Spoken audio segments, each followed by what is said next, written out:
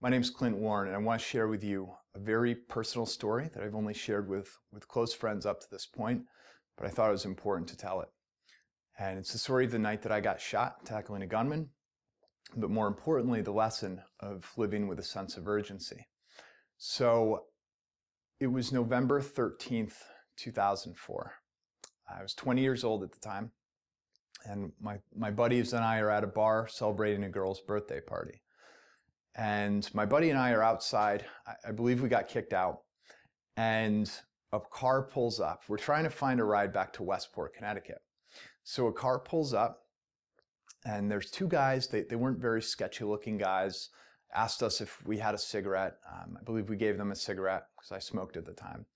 And they asked, "Do you know how to get to Westport?" And I said, "Yeah, that's actually where we're headed. Why don't you give us a ride?" So we get in the car, and we're big guys. It's not like we had to be concerned about getting rides from strangers. So we took the ride. They dropped us off, and I said, "Why don't you guys come inside? You know, we don't have any money. Come in and have a beer, hang out a little bit. It's the only way I can repay you." So they come in. There's about 12 friends inside playing video games.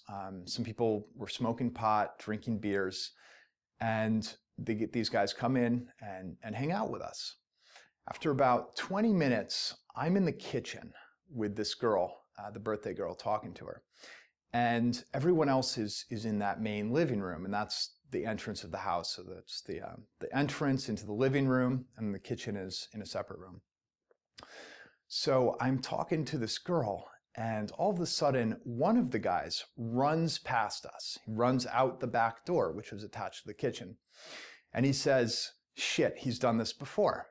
And I'm not really sure what he means, but I look in the other room, and the other guy now has a gun out.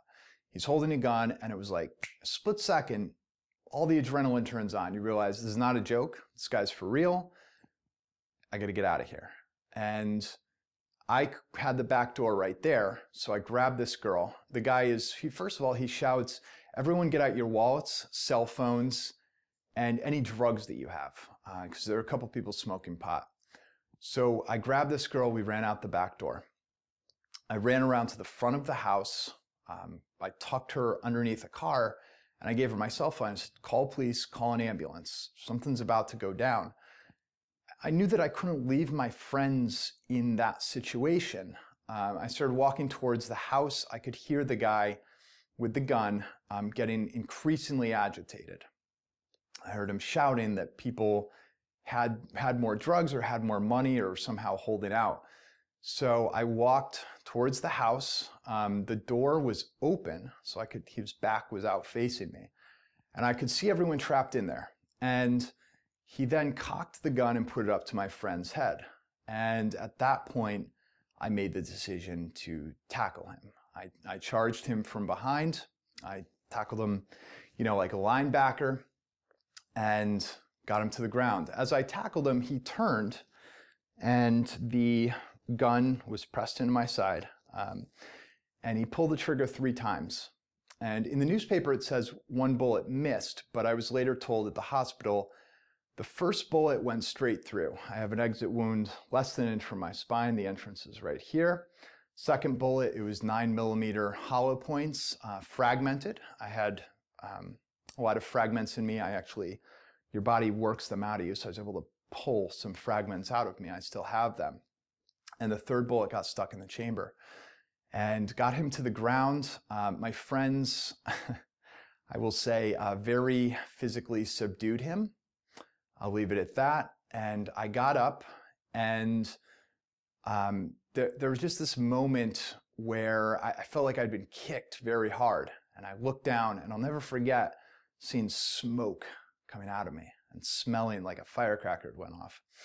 And the next thing, and it still didn't hit me yet what had happened, the next thing I remember is wearing a black t-shirt and going like this and just feeling it warm and gooey, like instantly the whole thing.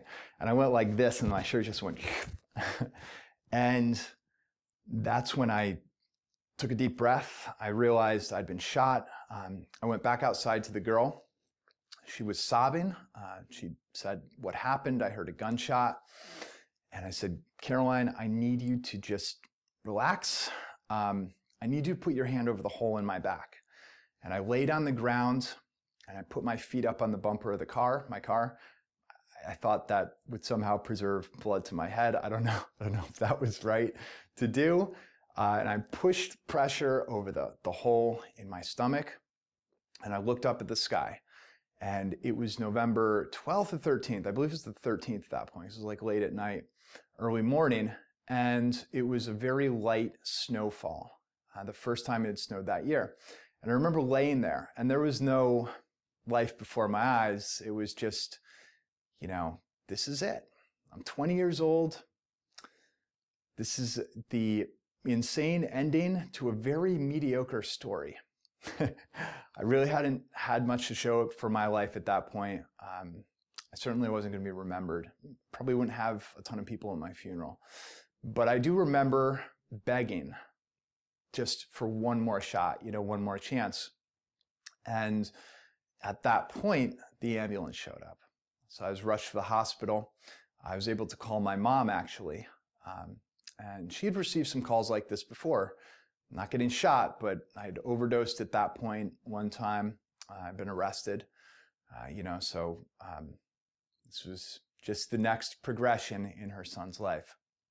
Now, obviously, I made it, and I'm very, very grateful and fortunate.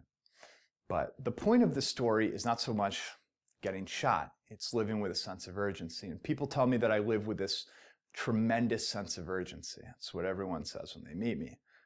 I do, because I know that life is fragile, and I've been in that situation where I'm begging for that one more chance. I begged for it after that too, and I got it. And even after I got it, I still continued to squander my life as I battled addiction and made a lot of poor decisions. But I think we're all here for a reason. And I'm just incredibly grateful now to really have one more shot at this, and I just don't want to waste it. Now, you don't have to go through what I went through to live with that same sense of urgency. Life is short. People die every day for crazy reasons, and you don't know when your time's going to come. So, look, be genuine, right? Live with that sense of urgency. Be proud of who you are and always strive to improve. Live with honesty and integrity. Produce something. Be remembered. You know, because when you do those things and you start living a life that's memorable and going to bed every night, when you ask yourself, did I do everything I could today to move my life forward, to help other people, to produce something, to leave something behind? When your life is fading, you won't have to ask for one more chance because you made the most of one you had. Thank you for listening. I appreciate you letting me share. And leave a comment or feedback if you'd enjoyed this. Thanks.